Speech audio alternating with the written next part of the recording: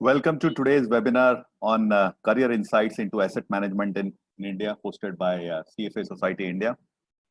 I would like to take a moment to welcome our audience from around the world joining us remotely. So good morning, good afternoon, and good evening from wherever you are joining. My name is Bihari Lal Devra, and I am a volunteer and director with CFA Society India. In my day job, I work as a director with Abacus Asset Manager LLP, which is a Category 3 AIF, and I'll be the moderator for today's webinar. Before I introduce our speaker, let me share a few housekeeping notes with all of you. Today's webinar is scheduled for about 60 minutes, including Q&A. We will be leaving time for Q&A after the presentation, but feel free to post your questions throughout the presentation. You can do so by clicking on the Q&A tab at the bottom of your viewer and typing your questions in the box. The webinar presentation will be available to you after the presentation concludes in the chat box as a download option. And we value your feedback, so please complete your evaluation survey before you sign off today. Now it's my pleasure to introduce our speaker for today's webinar, Gauri Pande. Welcome, Gauri. Thank you so much. So Gauri has completed almost a 15-year stint at Morgan Stanley Investment Management as a COO, product specialist and head of trading desk. She oversaw USD 5 billion in investment across India and other emerging markets for their funds. Besides being part of Morgan Stanley Asset Management leadership team in India, since then she has taken up visiting and teaching assignments at Indian Institute of Management and other consulting assignment with the CFA Institute. Her area of expertise are investing in capital markets, emerging markets, and women in management. And for those of you who don't know, Gauri is a graduate in commerce, and she's also a chartered accountant before she decided to jump into this profession. She joined in Morgan Stanley, at a very entry level, which is an associate. And from there, in 15 years, she grew to become the COO, which we fondly call chief of everything but investment. So Gauri, over to you. Thank you so much. That's a very wonderful introduction and very kind of you, BD. And at the outset, thank you so much, all of you, for taking the time to log in, and thank you to the CFA Society for really giving me the opportunity to go through this presentation here with you today. And I'm trying to share my screen now. I think the way we've set it up is to really run through the deck, and then we're going to take questions at the end. But please keep your questions coming, as BD said, in the chat box, and really let's make this as interactive as possible. So before we really kick off into career options and basically skill sets required for the buy side, I thought it might be instructive to just take 2 or 3 steps back and look at the type of asset managers which exist in the space today. Because the type of asset manager is very closely tied to the kind of people that really man each of these types of asset managers. So broadly, I've classified this into private equity, long only, and long short funds. And let's just go about talking about each of these in a little bit of detail, and we can obviously take questions at the end. So private equity, as the name suggests, involves investment into private companies, which by definition means that they are unlisted, they're not traded at a public exchange. And this character of private equity funds is driving a lot of their characteristics in terms of the fact that if you're looking at a private equity fund, you really can't have investors knocking on your door every single day asking for redemptions. That's simply because in a private equity fund, what happens is your investments tend to be illiquid. Exits require a willing buyer and willing seller, because let's remember that there is no exchange you can go to any given day and really liquidate the investment and give the investors back their money. So clearly this is not a very liquid kind of investment. So closed-ended is the sort of default structure for a private equity fund. And having said that, the other thing to remember is that because these investments are locked in for a long period of time, they have the ability to invest in very, very nascent companies. So we're talking about investing in the next big idea, and typically over horizons of 5 to 10 years. So they tend to be very, very long-term in nature. And when you're talking about long-term in nature, it also follows that if you're taking away the liquidity of the investor, if you're taking away the ability to redeem on any given day, then clearly you're out for outsized returns. This is not a relative investment model. This is very clearly an absolute return model. And many of you will remember the recent SBI cards issue where Carlyle exited the investment they made in 2017 for almost 7 times the original investment. So that's the kind of return we talk about when we talk about private equity. Because clearly if they invest in a basket of say 20, 30 companies, all of them are not going to become next unicorn. It's probably going to be one of them, or if they're lucky, a couple of them, which take care of the other investments which don't do as well. And the way that private funds are run is typically very different from a long-only fund. Most private equity investors tend to not just buy the investment and then stay away or monitor it passively. They tend to be very, very active. Most private equity investors are represented on boards of companies that they're invested in. They take very chunky stakes, almost 20, 30% is not uncommon. And they really have an overall say in the strategic direction of the company.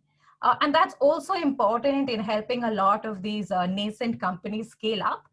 Because let's just remember that a company which is starting off today and a unicorn like a Zomato or Swiggy may have very different needs in terms of the kind of skill sets that are required to man the respective management universe. And private equity funds, by reaching out within their ecosystem, are frequently able to help companies fill these gaps. So they're more a partner in the investment process.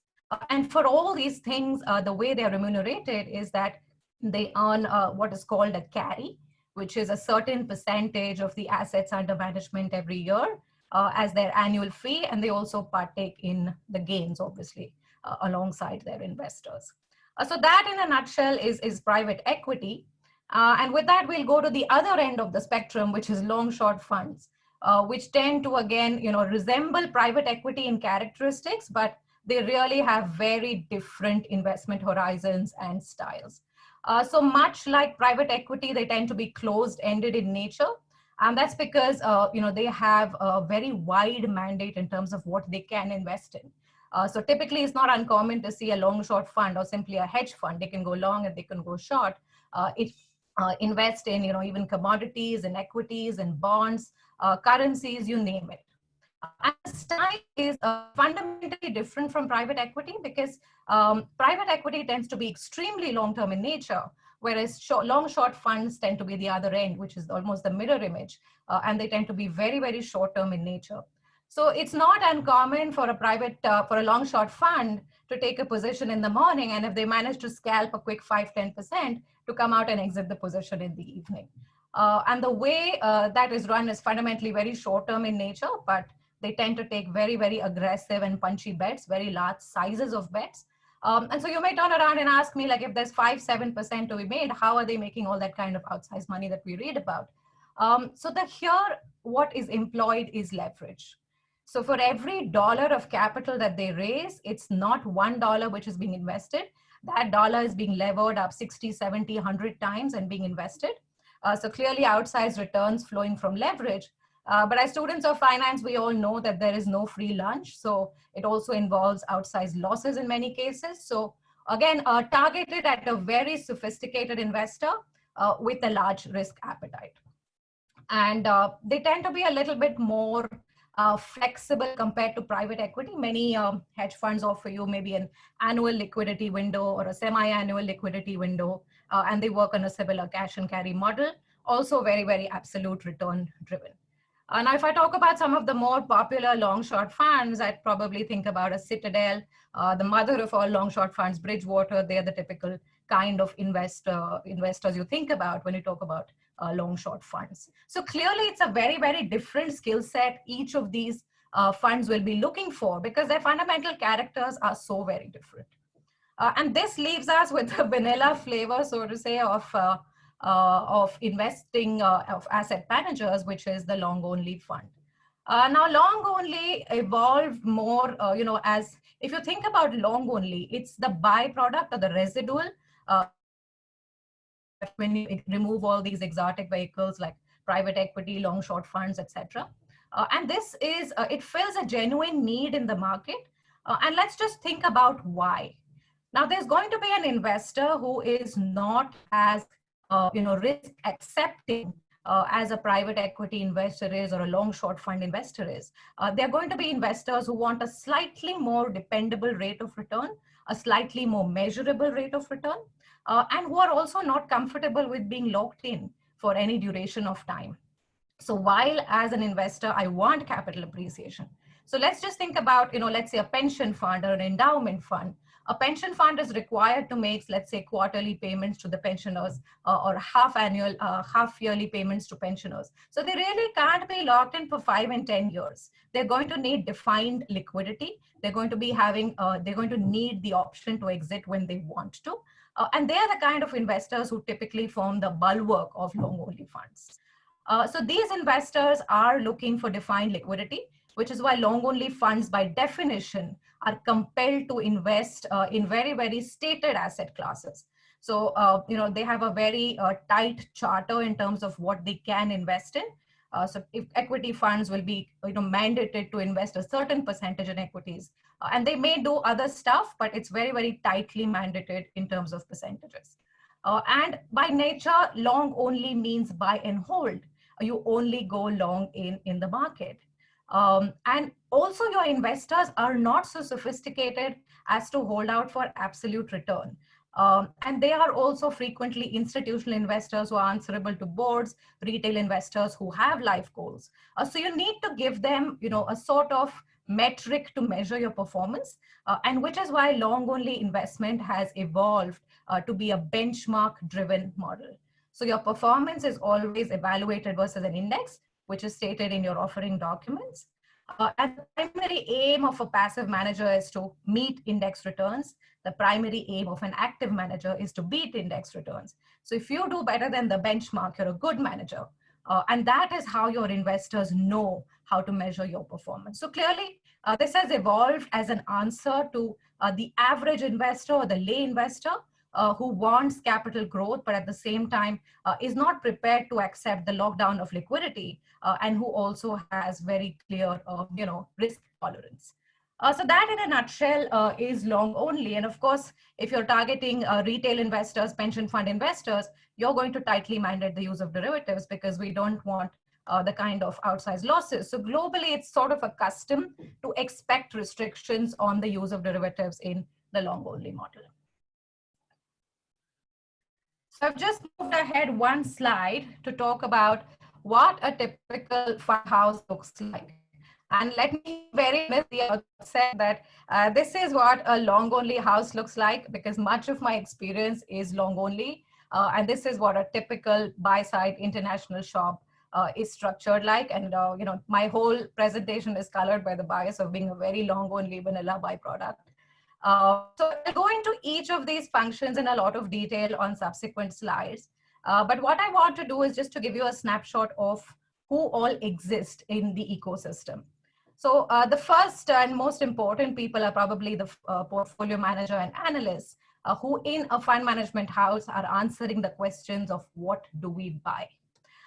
Once we have answered that question, things move to a trading desk, which is responsible for execution of these buy and sell decisions of portfolio management teams. We have sales and marketing, which deals with eventual customers, all kinds of interaction, all kinds of queries, all kinds of literature. And many fund houses also employ portfolio specialists. This is a sort of bridge portfolio. It straddles product sales and involves a lot of to and fro between not just sales and portfolio managers, but it's a sort of bridge function, and we'll speak about it in more detail. There's compliance, obviously, which risk compliance and board of directors, which is the superstructure which sort of manages the rules and regulations, filings, etc. in a fund, and operations teams, which are critical to the success of any fund for settlement of trades and NAV declarations. So in a nutshell, this is what a fund house looks like on the inside. And here is a very interesting slide, which I want to spend quite a bit of time on and talk about, what each of these roles within a fund house looks for. What are the skill sets needed? What do you actually do if you're a portfolio manager, a trader, a specialist, etc., etc. And I just want to open your eyes to more horizons beyond being an analyst or portfolio management, because I know a lot of you aspire to that, but really open open your perspectives to many other interesting functions which exist within an asset management company. But that's not to belittle a portfolio manager. They're really, the drivers of most asset management companies. So let's spend some time on what they do. And then we can go to many other functions also, which may be very interesting to CFA charter holders. So a portfolio manager or analyst, as the case may be, they are responsible for really doing the job of stock picking, bond picking, etc. within a fund management house. So if you're an analyst, you are typically analyzing companies, the balance sheet, the profit and loss statements. You're talking to people across the sell side to gauge what the views on a particular stock are. Is this stock really well liked? Is sentiment on it euphoric, or do you think it's totally underappreciated and valuations are compelling? So it's not a question of just analyzing a balance sheet or a P&L. It's also a little bit more qualitative than that, because what you're trying to do is also figure out where am I in the spectrum. Am I somebody who's discovering a new idea, or has already been there for a while and I'm probably late to the party? That's also critical to determining your performance. So if you're an analyst, you're typically spending a lot of time doing valuations, doing models, and eventually to present it to your portfolio manager or a team of PMs who are making the final call on whether your recommendation enters the portfolio or not. So clearly it follows that an analyst needs to do a lot of number crunching, a lot of extensive reading and assimilation on a day-to-day basis. Now, don't lose sight of the fact that there are over 100 brokering houses in India. Everybody puts out research, and you don't know where the next big idea is coming from. So if you're an analyst, you're dealing with that deluge of information, and you have to filter out the idea which makes sense. It's not an easy job. And on top of that, you have to present it convincingly enough, because only when you have many of your ideas entering the portfolio will you be given independent money to manage, will you eventually become a portfolio manager. Now let's just move to the portfolio management side of things. Now clearly a portfolio manager is an analyst somewhere to start with. So whatever an analyst needs, a portfolio manager also needs. But think of a portfolio manager as someone who's receiving input from multiple analysts on what to buy. So if I need to evaluate somebody's input, it's clear that I need a depth and breadth in a variety of sectors. Now, most portfolio managers will start out somewhere in their lives, maybe as an auto analyst. So they're more familiar with some sort of sectors. There may be blind spots in other sectors, but that's very common. But you need a certain level of competence in almost all sectors if you have to manage money, because let's remember the benchmark has each and every sector. And you need a reasonable amount of competence in each. Having received all these recommendations, not only from your internal analysts, but also from the street, also from news channels, also from industry bodies, you're constantly getting information from 101 sources. You have to have the ability to make decisions on what comes in and out of your portfolio quickly. And also, let's remember that markets are not static around you. Markets are continuously moving, they're volatile, they're processing information. So that ability to make decisions quickly cannot be overstated. In India, typically price discovery is very, very quick. Good ideas are priced in very quickly. So if you're late to the party, that's half the stock performance gone. So I cannot emphasize how important this is to your eventual performance. And also, again, the point which I said, we're living in an age of information overload. There is so much noise hitting portfolio managers now. There are 500 business channels, there are 200 emails, there are 300 research recommendations. What is important to you? So, which is why what I've observed is that most portfolio managers are very, very meticulous about what inputs they value, and they are very successful at filtering out everything else, which they treat as noise. Now, for example, I know a lot of portfolio managers who will not bat an eyelid if GDP numbers are released because they believe that information is backward looking. It's not going to tell them anything about what the economy will do going forward. But they're very, very focused on auto sales numbers, on cement dispatches, which is more concurrent and gives you an idea of what the economy is doing at a bottom-up real-time level. So most PMs have their own, like they're sticklers for their own data points, and, they tend to filter out the rest, which is a very key capability of a portfolio manager. Now, having said that, it would be very easy if it were just a matter of choosing that I want to buy Larsen & Toubro in my portfolio, and that's that. But it's not that easy. Again, there's a qualitative element. which is the art and science of portfolio management, so to say. So having said that, how much do I like that stock? Do I like it enough to be 2% in the portfolio? Does it be 5% in the portfolio? And let's remember that if I'm really bullish on the stock, but I don't put enough of it in my portfolio, I don't size that bet right, then the amount of money I make, though I had the right view, is not going to be as much. So that art and science of sizing bets, of portfolio construction, is where great portfolio managers make a difference. And having said that, again, I mean, they also have to keep one eye. Is the portfolio overall becoming too illiquid?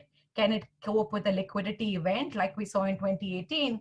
Towards the end of 2018, market liquidity was very, very shallow, and you had a lot of trouble meeting redemptions because many mid-cap stocks simply just, the liquidity completely vanished. So they need to have one eye on liquidity. They need to have one eye on risk ratios. So it's a fairly complex job. And having thought of how career growth works in the portfolio management scheme of things, every portfolio manager starts out as an analyst. More and more of your recommendations get into a portfolio. You may be given independent money to manage.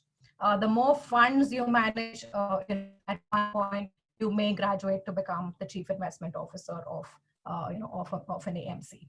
So broadly, what you do may not qualitatively change, but let's remember the key success for a portfolio manager is sort of learning what to filter out, how to construct portfolios, and beyond a point also how to fight cognitive biases. Now, for example, it's very easy to fall in love with a stock which you own in your portfolio. A portfolio manager day in and day out fights that cognitive bias and needs to have the hard-heartedness to cut a position which is not working. And this is something which distinguishes the good from the great, and which I think probably only comes with time. And that's, in a nutshell, the portfolio management function. But I'm more excited to talk about some of the other, functions, because that's where I have spent most time, and it's also very, very interesting, and it can be full of opportunities for a lot of you young people here today. So let's talk about the portfolio specialist and sales functions. So salespeople, it's very simple to understand. They manage the end client relationship. So not only are they responsible for bringing clients into a fund, but they're also responsible for managing queries from clients, for making sure that clients are adequately taken care of in terms of they're getting proper information, and et cetera, et cetera. But having said that, I'll put in a little bit of a qualitative judgment that, in my opinion, the best salespeople are not necessarily the most aggressive or pushy salespeople. The best salespeople are eventually those that deliver a product which fits the client's needs. You're only going to get repeat business from a client if you consistently recommend the right product. Now, I know, it's counterintuitive because a lot of salespeople have a lot of internal pressure from targets of sales. But, the good guys, good people always manage to, balance both pretty effectively.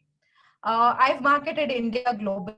And a lot of times I felt some clients should put 20% in an India portfolio. But the salesperson has turned around and told me, hey, Gauri, it's not correct because this guy is a global fund of funds.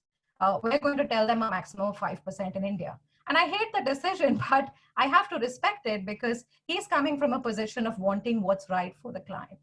And that, in a nutshell, is what sales needs. They always have to keep the client interest in mind, even while working for the AMC.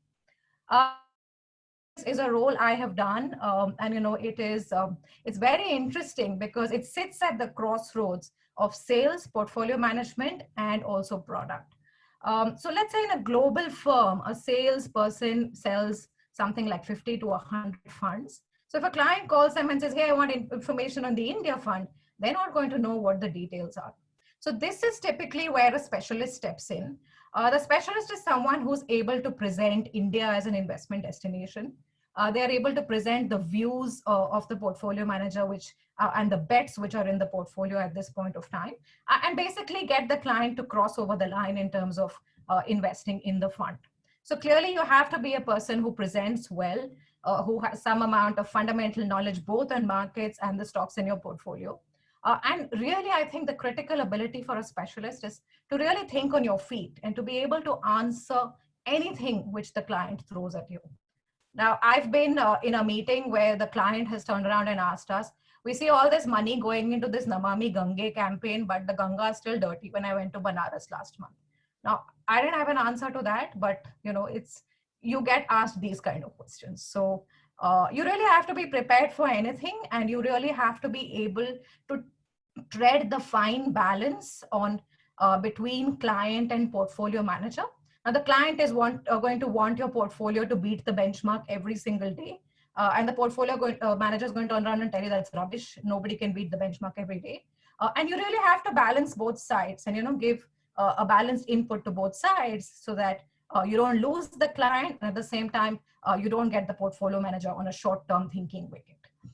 So again, your career growth is very determined by how much of money you raise, and also by how much of client feedback, the goodwill from clients in the long run, I think is very, very important. And if you think about this is a great fit for a CFA charter holder, because everything which clients ask you, especially institutional clients, they're extremely sophisticated. Everything they ask you is very, very, exhaustively covered in the curriculum. So in a lot of cases, if you're the specialist or the salesperson of an active fund, a client's first question is going to be, what's your active share? So active share simply means how differentiated is your portfolio from the benchmark. So if we are paying you higher fees versus a passive fund versus an index fund, then clearly your portfolio has to be different. Otherwise, you're going to generate index returns. So the client wants to know, is your portfolio differentiated enough? Are you taking enough risk? And here by risk, I mean, are you taking differentiated bets versus the benchmark in order to generate that excess return versus benchmark? So you discuss active shares, you discuss risk ratios of the portfolio, very, very standard questions. And this is the kind of role where a CFA charter holder is a very natural fit. And as a chartered accountant, I did not feel qualified. But I think as a CFA charter holder, I felt like I could much better do justice to a lot of requirements that this role has. And then we'll just move on to the trading desk as well. Again, a place where I've spent a good many number of years. And this is really, a fun place to be in. It's always moving. Markets are very dynamic. No day looks like another. But there's a flip side to that as well, because this literally is a job which never sleeps. You, between the hours of, let's say, 8 a.m. to 5 p.m., for 15 years, I've had my phone ring off the hook. You're always getting called. So-and-so broker has some stock to buy, some stock to sell. So-and-so broker is launching a deal. Literally, the information barrage never ends. Even after market hours, you will have somebody from your operations team calling you, saying so-and-so trade hasn't settled, please call the broker. Someone else has launched the deal, are we interested? So literally, it's something where you're on the guard for almost a good part of your waking hours. And having said that, it follows that what defines your success here is your ability to deal with this information overload and make quick and informed decisions. Now, again, we're dealing with moving markets, so you cannot just sit and wait for stuff to sort itself out. It's just something which you have to make decisions almost rapidly, very quickly, and at regular intervals. And for me, I think a CFA charter holder here is a good fit, because I feel like a trading desk is sort of the first line of defense. This is the first place where information gets out to the sell side, to the broader market, what an asset management company is buying or selling. So how discreet you are when you buy or sell, whether you make 10 calls, whether you go around, just spreading the word, or you do things quietly, determines what price you enter or exit. So there is that fiduciary duty you have at all times of doing the best for your client, to be discreet, to be under the radar, and to do this in a very efficient manner. And I think the CFA curriculum in the ethics section was probably invaluable to me to appreciate just how much fiduciary duty you carry on your shoulders day in and day out. And it's really a job for people with high integrity and with nerves of steel. because the sad truth of asset management is that you always get inflows when markets are euphoric and you're buying stocks when they're up 5-6%, and you lose money when markets are weak and investors are panicking and you're selling stocks down 5-6%. So it's really not a job for the weak-hearted. You're dealing with tremendous amounts of money, and you need to do it with a reasonable amount of integrity. And if you will just talk about career growth and progression, a buy-side trader will start out with as a junior trader, will move on to probably be head of the desk at some point of time. And in international firms, you also have the options of assuming more geographies. So you may be offered to lead any Asia Pac, you may be offered to lead EMEA, and so on and so forth. So typically your role remains more or less the same. It's just your universe which expands in the sense of geography. So that in a nutshell are probably the front office roles of an asset manager. But I also want to tell you that this is not where it begins and ends. And I've learned a lot from compliance, from operations teams all my life. And I think even those are very interesting opportunities for CFA charter holders to think about and explore, before they make up their minds on where they want to go. So on the next slide, I've put in some of these roles and some of these, some of these functions within an asset management company, and to talk about, what they do and where a CFA charter holder could probably fit in. Now, the role of a compliance team or a compliance person is to ensure at all times adherence to fund client regulatory guidelines. Now, for example, let's say you have a client who is a very ESG-centric client, and your fund manager has put in an order to buy ITC. So the job of a compliance person is to flag that, no, you can't do this for this ESG client because they've forbidden us to buy tobacco. If you are in violation of any market or regulator rule in India, then the compliance person will flag it immediately and prevent you from doing it. Also, in a lot of jurisdictions, you have, the way the funds are raised is subject to certain guidelines. So a lot of European funds have the restriction that no stock should be over 10% in the portfolio. And again, if your stocks run up and passively cross the limit, the compliance person flags that, this is outside limit and you cure it back.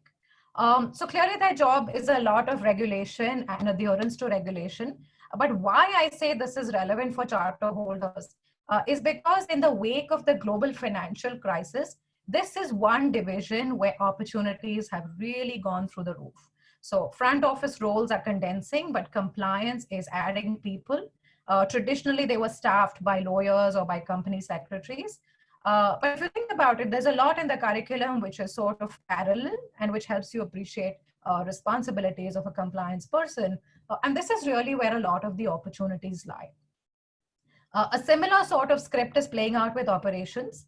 That again, a lot of global MNCs are offshoring their global operation for all their AMC work in every jurisdiction in the world. A lot of firms do the operations work in India, and that's called the global offshoring model. And because of that, you will see that opportunities in operations have been fairly plentiful. Growth has been reasonably good. So I think this is an area to consider.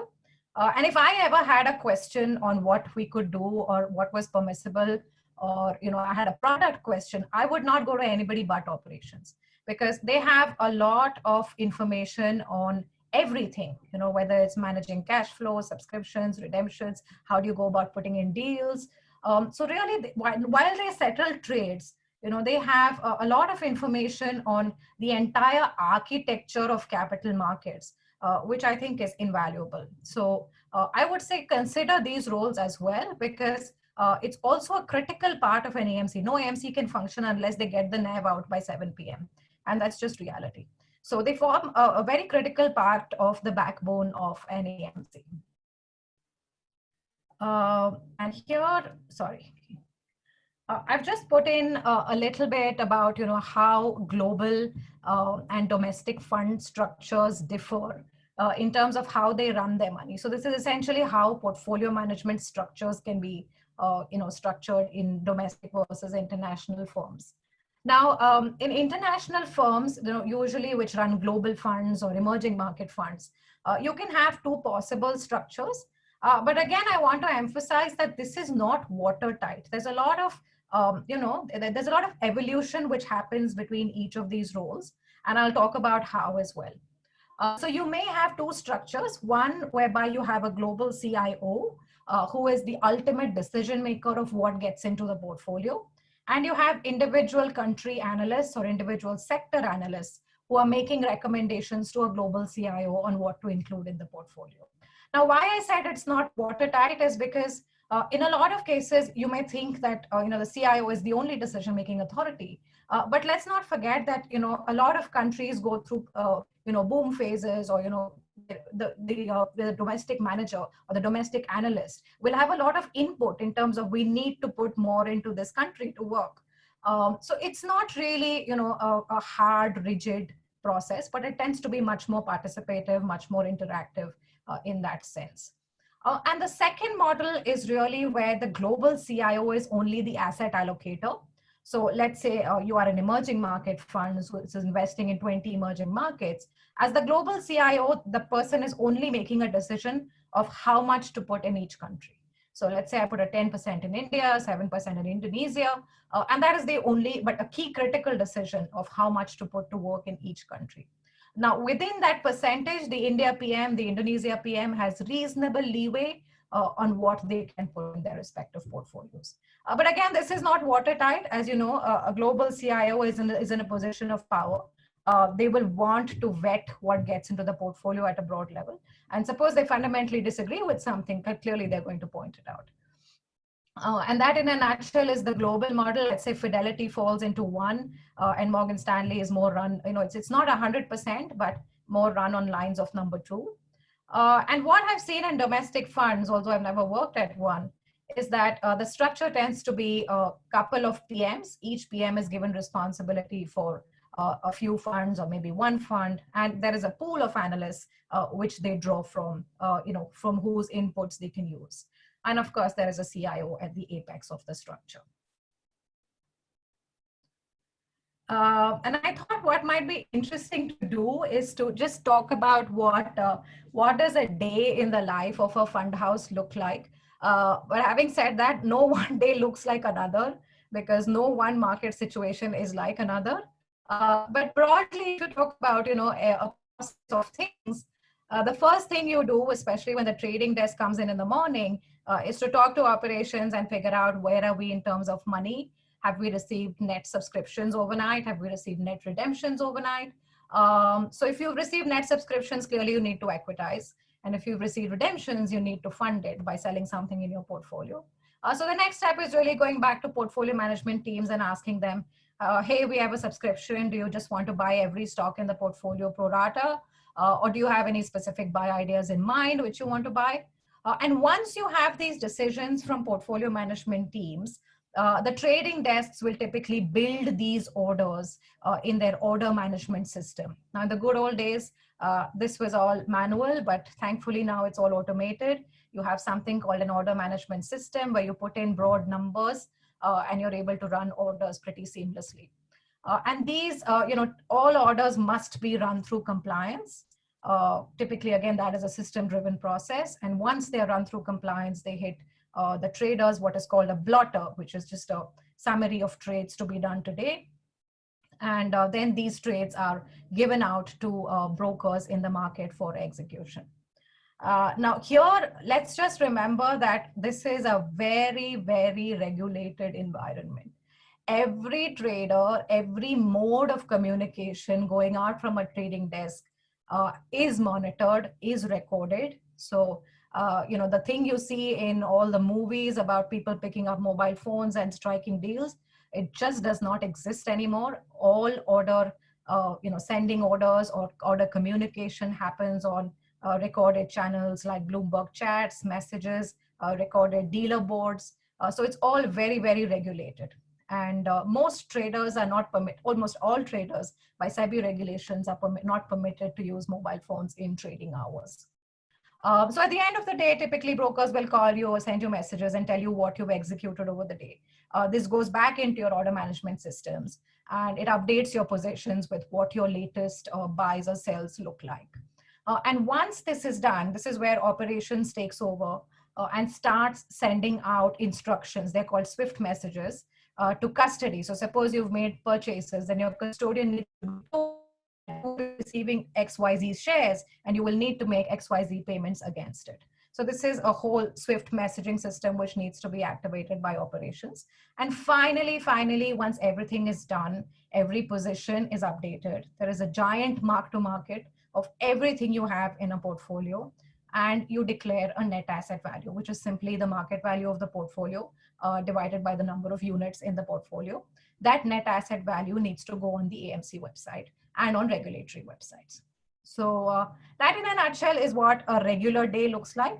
But no day is regular, so there may be many exceptional circumstances, and I'll just talk about maybe one or two of them. So there's something called swing pricing in an international fund, which is worth thinking about. So let's say I am a fund which is domiciled in Europe, and I invest in India. So India closes at 3:30, which is sort of mid-morning in Europe. But I will keep getting subscriptions until the close of European business hours. Now let's imagine that something happens overnight. There's news from the US Fed or something, and all global markets are up 3 to 5%. Now suppose I take subscriptions at my 3:30 p.m. India time net asset value. I know that tomorrow morning when I actually go in to invest these subscriptions, the markets are going to be 3% higher. So I'm actually doing the investors a favor by giving them a free 3% lunch, and I'm taking the cost as the asset manager. So this can't be allowed to happen. So what global managers do is that they swing the net asset value of a fund in case any of the global big benchmark indices. Now typically people use the Nikkei or the S&P 500, move by a X percentage. If that happens, then your NAV is swung upwards and an incoming investor will pay higher, though the net asset value at India time was something. They will pay a higher price if they want to buy into your fund. And these are just essential safeguards to safeguard existing investors in the fund. So, which is why I said no one day looks like another, and every single day has its own character. And it's a very short presentation, so we're on the last slide. I'm just going to talk about what I call the buy side 101, or just a few things to think about. And I really encourage you to spend some active bandwidth on thinking of these issues before you contemplate a career on the buy side. Now, the first thing to note is that a buy side is typically any house. Now, houses are very different in character, but I think fundamentally the one connecting thread is that the structures on the buy side tend to be much flatter than the sell. You will typically see one writing analyst, two analysts in support, a large equity research team, or head of equities, etc., etc. And I know you had a few presentations from the sell side, so I'm not going to dwell on that. But on the buy side, it's a very lean structure. So you probably have a couple of PMs, a small pool of analysts, so which means that opportunities are necessarily limited. And because you have flat structures, you don't really have the luxury to train. And you tend to always hire people laterally, or in recent days, the trend has been to hire from KPOs, people who have already done research, or maybe people who have done a certain amount of, let's say, PPE work. Basically spent 2-3 years in the markets, and then you tend to hire laterally. So that's one thing to keep in mind. So don't get frustrated at the lack of opportunities. That's really a byproduct of the structure. And the second thing to remember also is that post global financial crisis, most global firms have really, have backpedaled on hiring. So the best opportunities are indeed local. So the local asset management industry, and we all know that 2014 to 17 was probably the Goldilocks period here, where assets went from 9 trillion rupees to almost 23 trillion where they are right now. So this is where the opportunities are. And I would really emphasize that there's great work happening at all the local AMCs. Do consider, all the opportunities available there. The third thing which I would talk about is that On the sell side, maybe that, you don't have that kind of emphasis on integrity. I'm not saying there isn't, but you don't live with the consequences of not meeting your fiduciary responsibilities as much as you do on the buy side. So what do I mean by that? I mean basically that you are investing clients' money. It's a huge responsibility. On the sell side, if you make one poor recommendation, of course, it has repercussions. But if you make a poor repercussions here, it is very, very direct. You feel the impact very directly if you make a poor decision. So it's just that much more paramount to have high integrity in a buy side role, because the more indiscreet you are, or the more casual you are, I think you pay the price in terms of price when prices move against you, when you actually go to the market to execute, or to if you spread the word, then you are actually dealing with the consequences in a much more direct manner.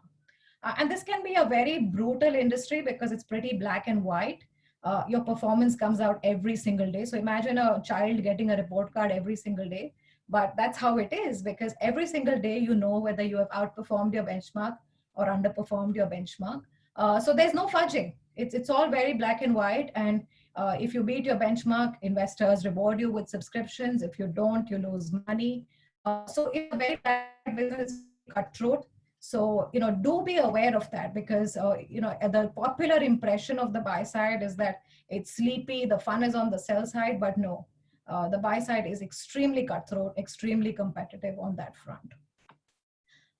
And I'd say that, the one issue which I've seen in many other presentations, which you've listened to on career growth, is that of technology. So technology is definitely replacing a lot of roles on the sell side, as automating, like, let's say, sales, trading, and the likes. But I don't think the buy side will be in a position where clients feel 100% comfortable with a bot handling their money. No, clients still frown on the use of excessive technology, because let's remember that the typical institutional client is a pension fund, is an endowment fund, is a global fund of funds. So they are very institutionally driven, board heavy kind of structures on the institutional side. And retail, of course, is the most demanding investor. So they're not going to be 100% comfortable with a bot in charge. But what has happened over the years is that a lot of functions have gotten automated. So the number of people required on a trading desk has definitely gone down, because you don't have to type out orders anymore. You can drag and drop when you want to send them out to a broker. And that clearly is, represents, let's say, a step down in terms of manpower requirements, but I don't think the role goes away. And fundamentally, on the international side, the buy side required by a set of regulations which are called MiFID, which prohibits what the buy side can pay for when they pay for research. So now, in the good old days, if you wanted to, meet with a company, then you would just simply look up which analyst on the sell side did their last conference call and request them to set up a meeting, and you were permitted to pay for that meeting and research work. Now, in the new world, you're not permitted to pay for corporate access, but you can only pay for research. So what is happening is that a lot of roles on the sell side are getting killed, and they are finding their way onto the buy side. So buy sides are slowly evolving corporate access teams and the likes. So we still have to watch how this pans out. It's just started out in the last couple of years. We still have to see how these things pan out.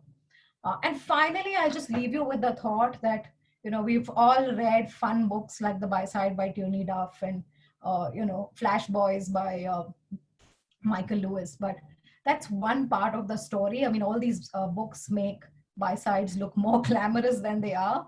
But the reality is, especially in a global, international, and post-GFC environment, that we are a very, very regulated part of the business. So it's easier to accept if you know about this before you walk into the buy side, because the demands on your time, I mean, especially you will not be permitted mobile phones, your personal investments will be highly restricted. Regulators may summon your phone records just to make sure there's nothing which should not be happening. And that's all good because it ensures integrity of the buy side. But that's something to be aware of, that it's not all it's not all the fun and games, which it looks like, but it's an exciting career option, and it's a fun place to be in. So that, in a nutshell, is the buy side for me. And I'd really love to hear from you what questions have been coming up, and I'll hope to answer at least whatever has come. I'm seeing about 20 odd questions. Thank you, So, Gauri. I have already answered a lot of these questions. So the 20 number which you see is like a summary of what is left over. okay. But thank you for your perspectives. As a reminder to our participants, please keep on typing your questions in Q&A chat. So Gauri, $1 million question. Yes. I have cleared my level 3. I am looking to join as an analyst or a portfolio manager in a global AMC. Where can I apply? It is the $1 million question, but I think I answered that on the last slide by saying that, this is a very flat structure. And, global firms, and the reality is that they're very cycle driven, because at this point in the cycle, not many global firms are hiring aggressively. But if even after, a lot of proof checking, you're convinced about a career on the buy side, I'd say you do well to start out with a KPO or something of the sort. And spend a few years really, getting yourself up the curve in terms of being in market. Because let's just remember, this is the curriculum is one thing, and it's a great place to start. In fact, I often say the CFA charter is the only relevant degree for capital markets. But this is capital markets, equity markets are one place where that 10,000 hour rule, which Malcolm Gladwell talks about, you need 10,000 hours of doing this day in and day out before you develop a market sense, before you actually learn what to do, or how to develop that instinct of what to do. There's no place where that is more important compared to capital markets. So I'd say get your feet wet. It doesn't matter where. I started my career in a local buy-side house, and I've never regretted it, because you will get your opportunities. Everything is cyclical. And I don't know if you've seen The Test, which is a huge favorite of mine on Amazon Prime. There's Justin Langer always says you're never as good or as bad as they tell you are. So today everybody is, it's a side of, it's a sort of, the sentiment is not as great towards hiring. But these things are cyclical. You will get your opportunities. And Gauri, there are a lot of questions where people, either are working in, some other domain, maybe infra or, investor relations or sell side or something which is different. I can't hear you very well. Can you hear me? Yeah, now it's better. So I'm saying there are a lot of people who work in a different domain, maybe sales, maybe, investment banking, maybe a bank relationship manager, or even IT sector. Yeah. And all of them essentially want to move to asset management industry as it looks glamorous from the outside. How should they get their feet wet? What should they do apart from the curriculum? I mean, they've already cleared the exam. Okay. What are few avenues where they can do? I mean, it could be reading, it could be projects. What is it that you would recommend? Yeah. So the question here, from what I can gauge, there are people who have done, so also think about lateral, different kind of lateral moves. So for example, AIFs, where BD works, is probably, another growth space, which I haven't talked about because frankly, I know very little about them. So maybe you consider roles which are open there if they are hiring, or, if they are in a place where they find the need for new talent. But over and above that, I mean, I don't have easy answers. I would say that the way to go about it is more to just keep yourself informed on markets. If it's a passion, it's a passion. Keep yourself abreast of what is going on, and to really, I'd say also keep looking for the opportunities where they exist. I think looking for opportunities in a global firm today is a slightly, it's a slightly difficult proposition. It's going to be unrewarding. To look for them maybe in a KPO, etc., will be probably a better way to get a lateral entry in, and then, wait for the cycle to turn, because that is really what it needs. When I came into the markets in 2001, I mean, this was post the towers crashing. So it was the worst time to come into capital markets.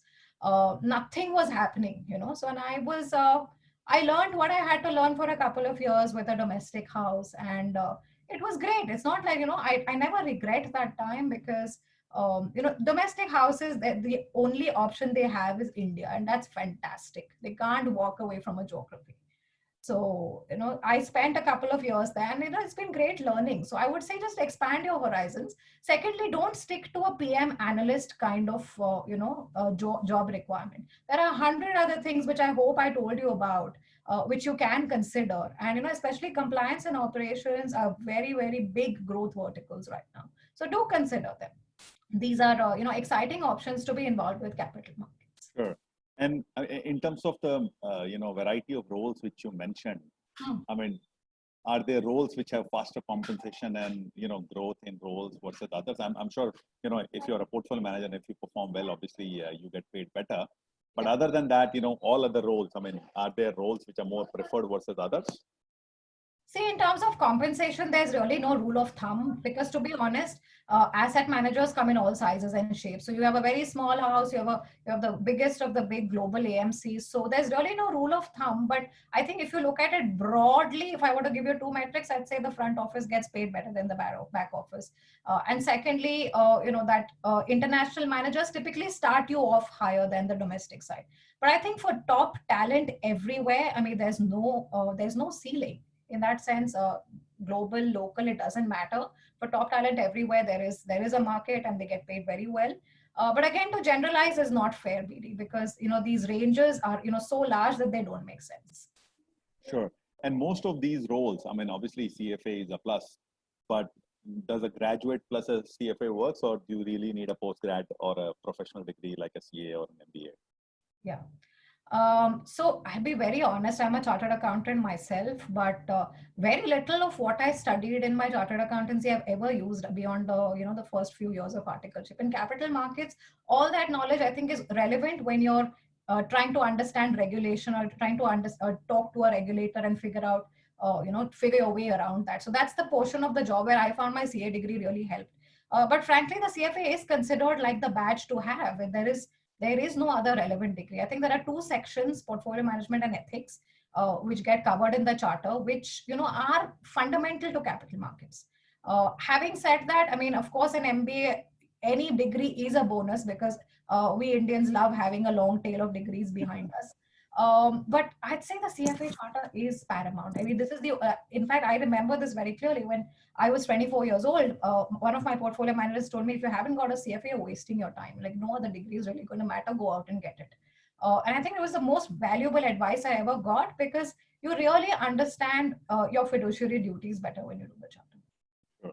And I think speaking on fiduciary duty, I mean, there have been cases where, firings have happened on sandwiches, on WhatsApp forwards and, trading before the fund and stuff like that.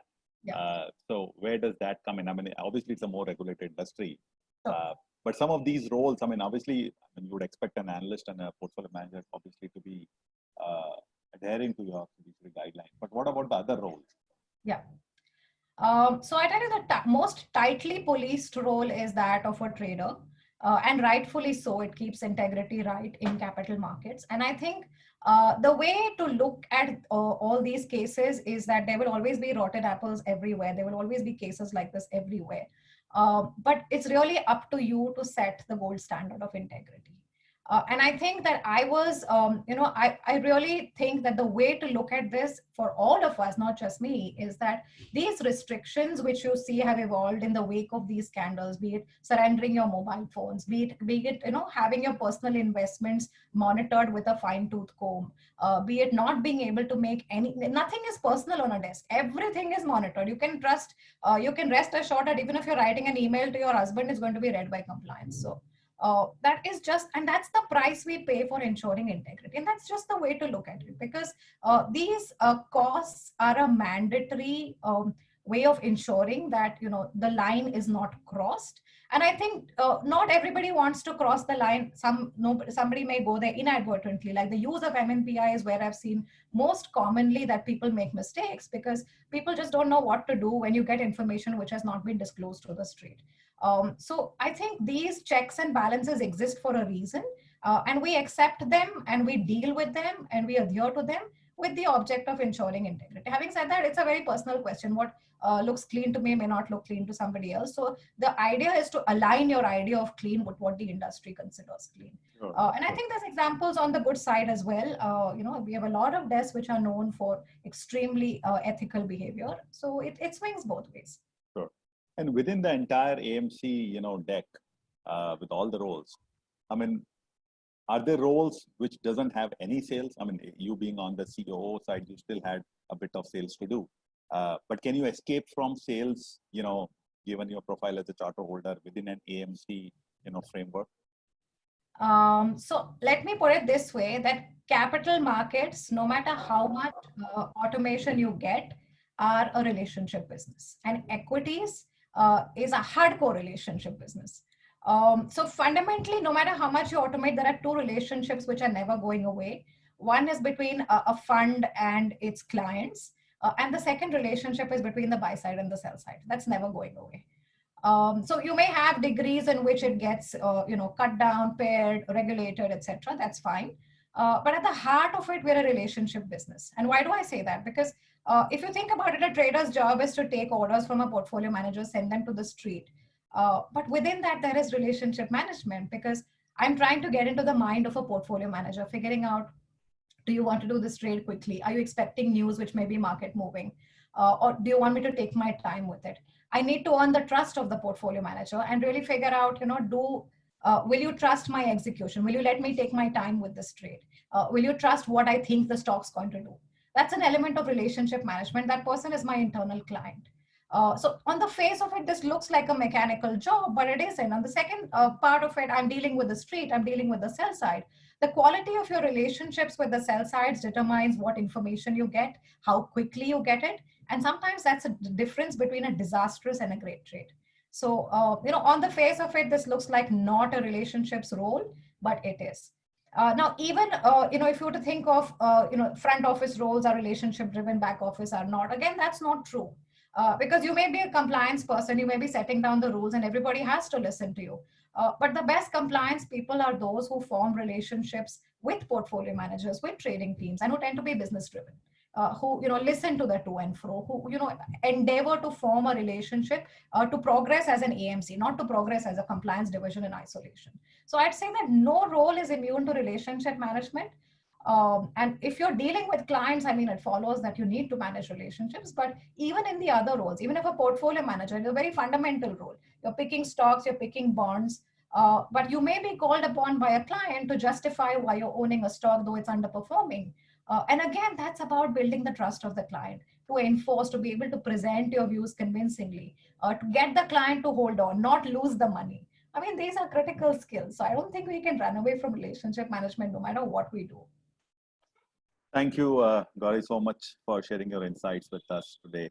As a reminder to our listeners, please do complete the evaluation survey so that we can plan your professional learnings better. The link to the presentation is shared in the chat box. You can download the same. And for members, you may claim your professional learning credit by logging on to the online professional learning tracker. Thank you for participating in today's webinar. And thank you so much, Gauri. Thank you so much. It was a great time. Thank you.